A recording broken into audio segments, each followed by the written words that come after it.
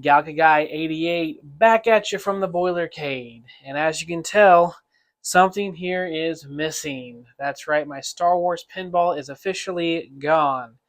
This is what I call the arcade shuffle. What I like to do, I can afford these machines, is that I take different ones that maybe aren't getting as much use, or maybe ones that I've bought that I'm just getting tired of and I know that can bring me in a little bit extra cash. I'll go ahead and sell those and then buy something that I consider to be a little bit more higher quality or something that I might play more, maybe even other people might play more.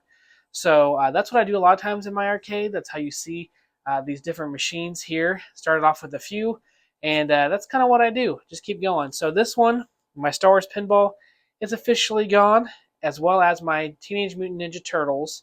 The original, I believe it was second gen that those came out, or third gen.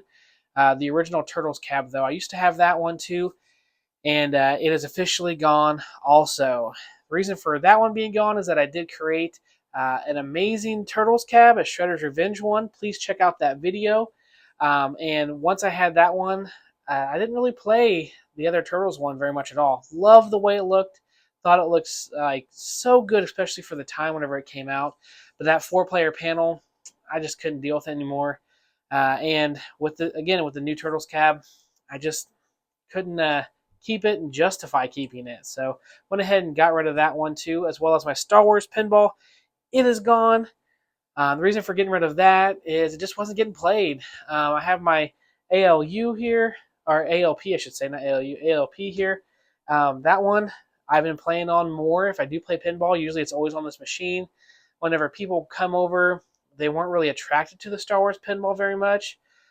So I decided I'll go ahead and sell that one too and see what else I can find, what I could buy.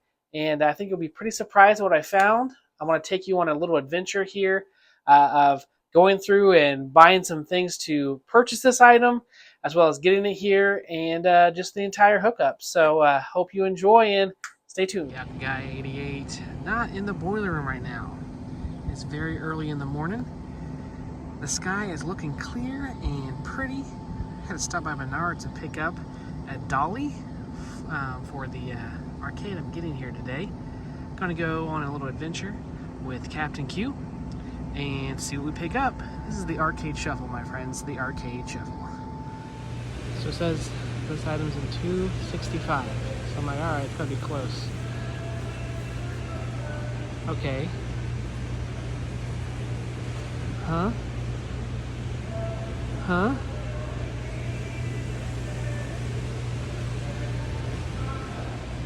No. 265 is all the way down there on the other side of the store near the entrance where I came in. Why Menards? Why?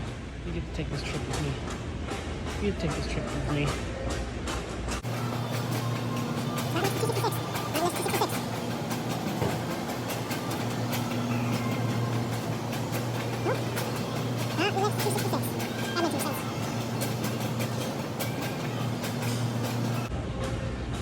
$265.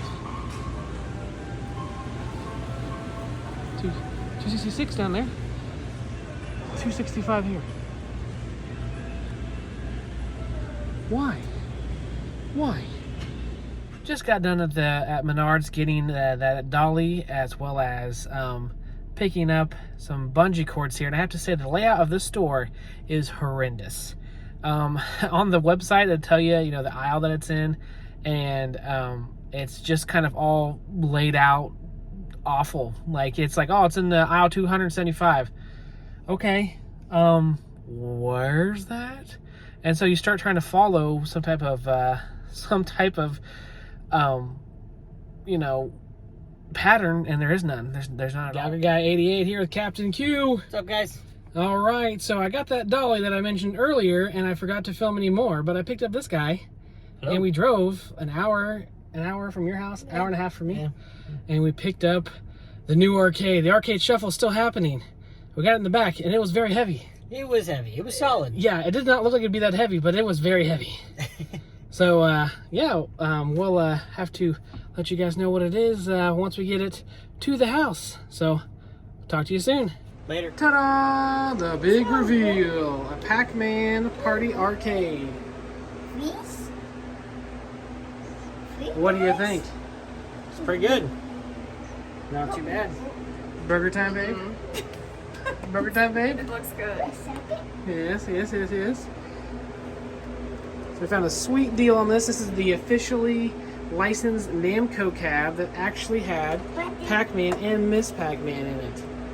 And it is just as light as an arcade 1-Up, right? No. This thing was so heavy. I have the Galaga over there, and it's almost as heavy. It was so heavy. I don't know why. Like, this is the thickest wood they put in here. All right, guys, let's take a look at this Pac-Man's Arcade Party. There is the recessed screen there that we have, as well as the games here in the front. I know this is kind of what Arcade 1-Up did, and it looks okay, not too bad. It's just all right, as well as that coin door. Here is the side of the arcade. It does have Galaga, Pac-Man, Miss Pac-Man, and Dig Dug, kind of as a mashup. Honestly, I kind of like it. Okay, guys, so here's the Pac-Man's Arcade Party. Yes, I was able to acquire one of these, got it for a great deal, and I am so happy with the purchase. This here is made of solid wood. This thing is one of the only officially licensed Namco machines that has Pac-Man as well as Miss Pac-Man in it. Those are few and far between. I believe there's only a couple versions of this, as well as I believe the Pixel Bash also has that. And again, these aren't the press board things that you get from Arcade 1-Up. This one does not move whenever you're playing it like these do.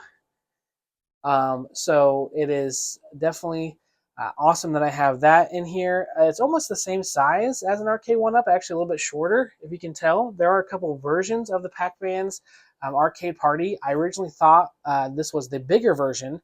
Whenever I got there, I was like, "Oh, this ain't what I imagined."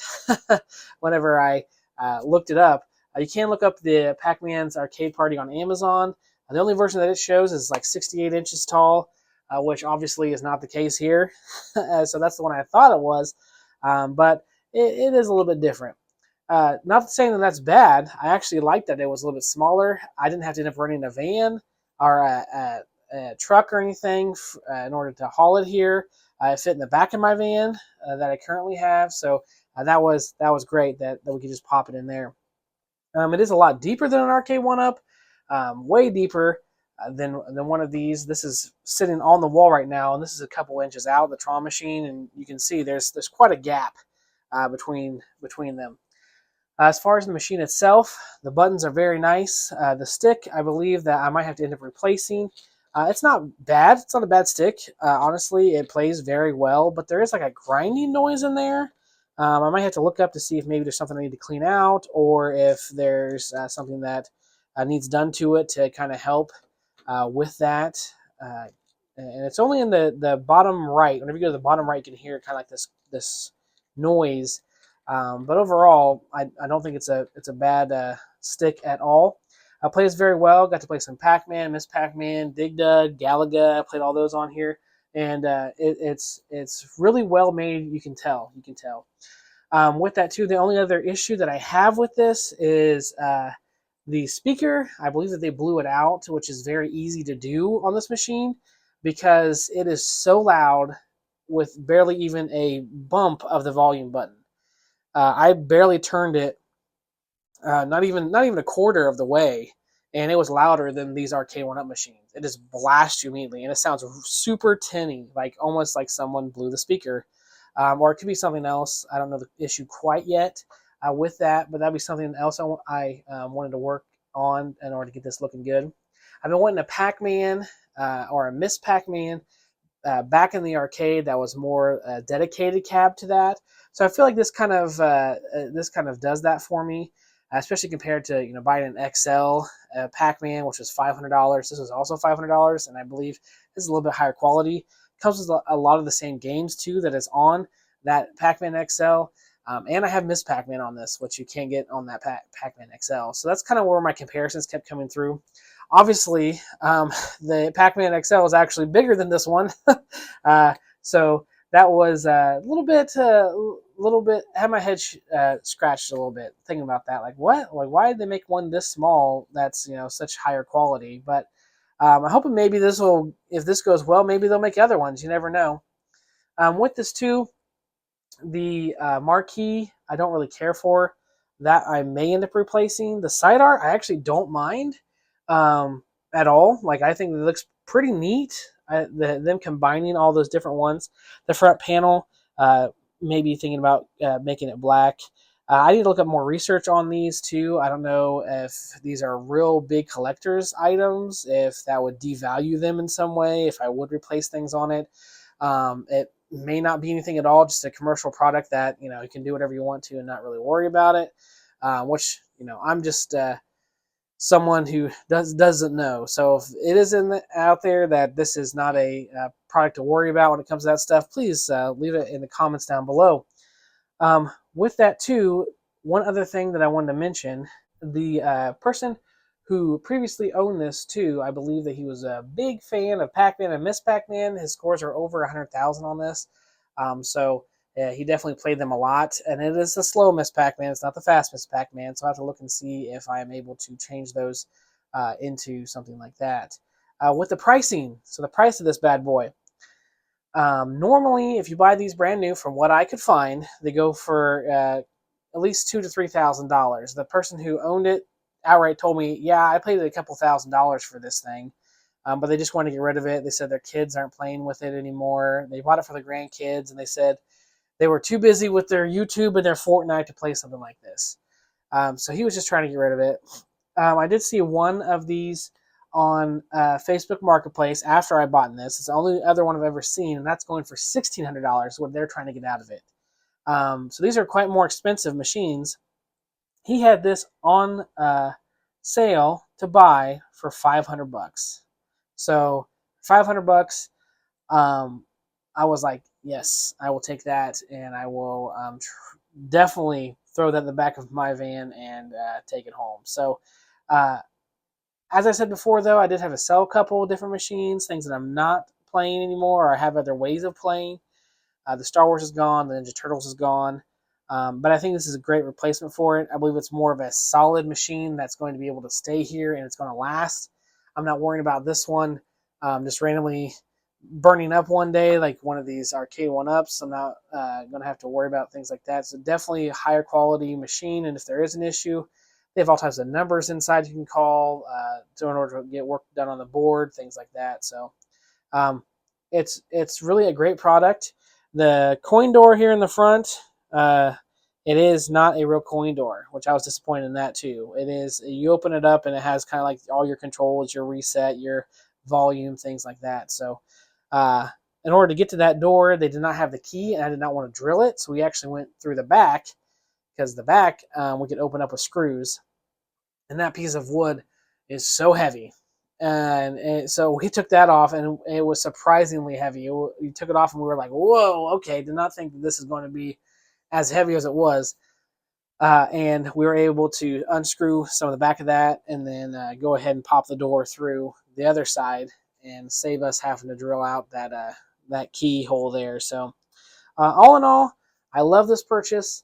I think it's great. Let me know in the comments down below if there's some type of arcade shuffle you have done personally, arcades you've gotten rid of in order to buy new items or different home arcade items, or what you have done just in your rooms in order to keep upgrading and doing what you can to keep the interest alive, as well as keep reinvigorating your home arcades. Please hit that like button, sub if you're not subbed already, and of course comment down below. Alrighty, till next time, see ya.